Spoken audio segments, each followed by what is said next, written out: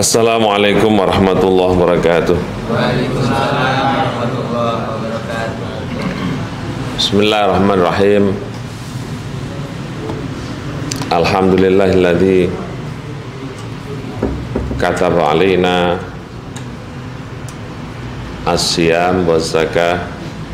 Allahumma salli wa sallim wa karim wa azim wa majid wa taraham wa tahanan ala sayyidina wa habibina wa qurrati a'yunina Muhammadin wa ala alihi wa sahbihi ajmain, amma ba'du. Jamaah Masjid Muttaqin yang dimuliakan Allah, kita sudah masuk hari ke 22, bukan 21 ya? 22 ya? 22, oh ya, nanti malam 23 ya, masuk ke malam ke 22, nanti malam 23 di Asrul Awakhir, di 10 hari terakhir ini. Sebagaimana tadi malam itu disebutkan oleh Syekh Muhammad dari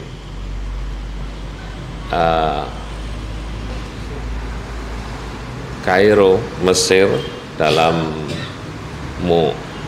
lawatan dakwahnya di Masjid Jami', beliau nyatakan bahwa di Asrul Awakhir ini Rasulullah Muhammad SAW memperbanyak ibadah melebihi kadar.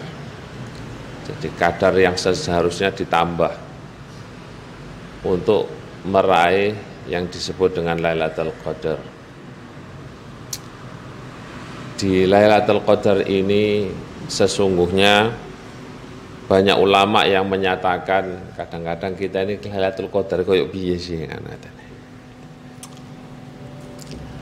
Waktu di mana Allah memberikan keutamaan kita, memberi lipat ganda pahala saat kita bersamaan dengan Lailatul Qadar itu. Banyak rumus-rumus tentang bagaimana meraih Lailatul Qadar.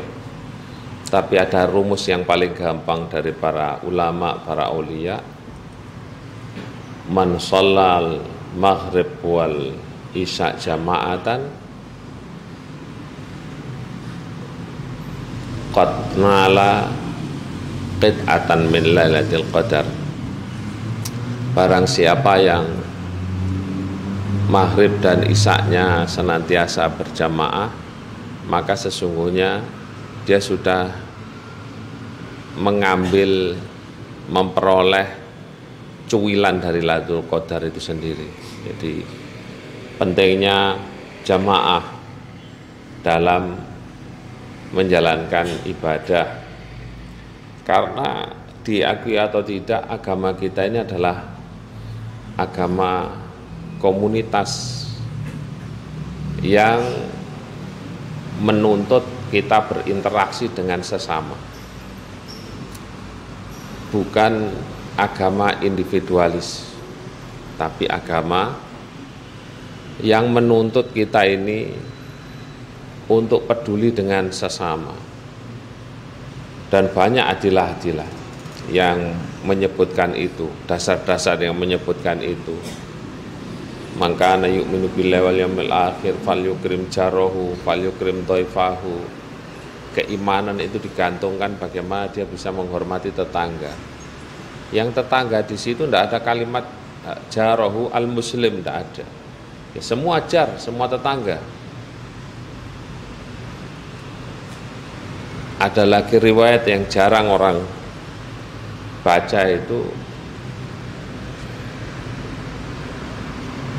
wallahi la yu'min, wallahi la yu'min, wallahi la yu'min. Man bata sabi'an wa jaruhu ja'ian. Rasulina sampai memerlukan bersumpah 3 kali, demi Allah gak iman, demi Allah gak iman, demi Allah gak iman. Barang siapa yang tidur dalam keadaan kekanyangan sementara tetangganya kelaparan, Bagaimana kita tahu tetangga kita kelaparan? Kalau kita tidak punya kepedulian. Ini kepedulian sosial inilah yang dibangun dalam Islam. Karena dalam ilmu sosial pun manusia itu disebut makhluk sosial yang tidak mungkin berdiri sendiri. Hidupnya selalu bergantung dengan sesamanya. Dan Islam itu mengagungkan itu. Bahkan penilaian terhadap orang itu baik atau tidak,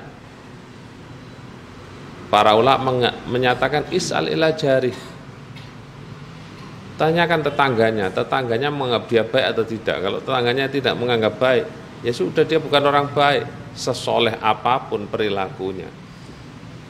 Nah, ini Lailatul Qadar juga begitu. Ternyata janji-janji Lailatul Qadar itu ada perintah-perintah di mana kita ini menumbuhkan rasa kepedulian sosial. Berjamaah, katakanlah berjamaah itu bagaimana kita bertemu dengan orang, berinteraksi dengan orang lain. Ketika yang muncul dalam diri kita keakuan, saya, mengawali segala sesuatu dengan saya, maka ya imannya gurung jangkep nih. Mengukur keimanan seseorang kalau orang itu sudah bisa berkata kita dan bagaimana kita dalam sebuah komunitas, bangunan komunitas itu. Nah, berbagai macam janji-janji ibadah itu diberikan, tetapi dengan konsekuensi-konsekuensi yang harus dibangun untuk menumbuhkan kepedulian sosial itu. Coba kita lihat di semua ajaran ibadah kita itu kembalinya kepada bagaimana kita memperlakukan orang lain. Bagaimana kita hidup berkehidupan sosial, mulai dari syahadat asyhadu an la ilaha illallah, dengan prinsip tidak ada yang bisa memberi rezeki kecuali Allah, maka otomatis kita dengan orang lain itu nopo istilahnya, gak kemalan. Katanya Gus Bah, ada bahasa kikir itu, ada bahasa medit itu gara-gara kita ini tomak. Kita menuduh orang lain kikir itu karena kita tomak dengan harta kawan kita. Ini carane Gus Bah nih. Karena itu tadi la ilaha illallah gurung jangkep, karena la ilaha illallah itu harus bermakna tidak ada yang bisa memberi rezeki kecuali Allah. Sehingga kita dalam berinteraksi dengan sesama itu tidak membangun bahasa saya dapat apa dari interaksi ini, bukan. Tetapi bagaimana kemudian kita memandang mereka itu la ilaha illallah, la maujuda illallah, tidak ada yang eksis kecuali Allah. Artinya sesama kita adalah sesama makhluknya Allah yang harus kita perlakukan baik, karena la maujuda illallah. Wah, ini panjang ini wong kultum.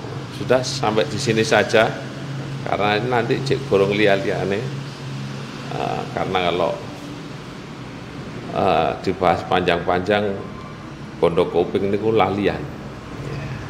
Ngaji niku syaratnya nggawe pulpen mbek kertas untuk ndak lupa. Tetapi karena ini kultum penyegaran sambil nguri-nguri jenengan yang ngantuk biar bisa tidur nyenyak setelah ini, sambil menunggu maghrib, ini yang bisa saya sampaikan. Moga-moga Allah berkenan memuliakan kita semua, memuliakan anak turun kita semua, menjadikan kita semua termasuk orang-orang yang dibanggakan oleh Rasulullah Muhammad SAW, orang-orang yang dibanggakan dan orang-orang yang dijanjikan Rasulullah Muhammad SAW akan didoakan selamat saat melampaui sirat,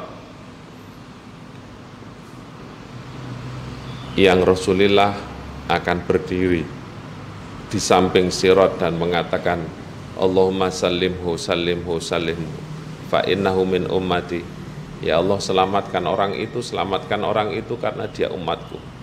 Saat kita berjalan pada sirat, titian rambut di belah 7 menuju surga, moga-moga kita termasuk yang didoakan oleh Rasulullah.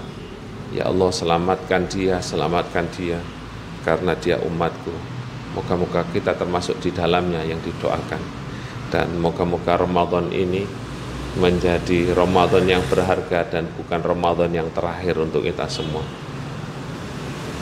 Dari saya kurang lebihnya mohon maaf. Assalamualaikum warahmatullahi wabarakatuh.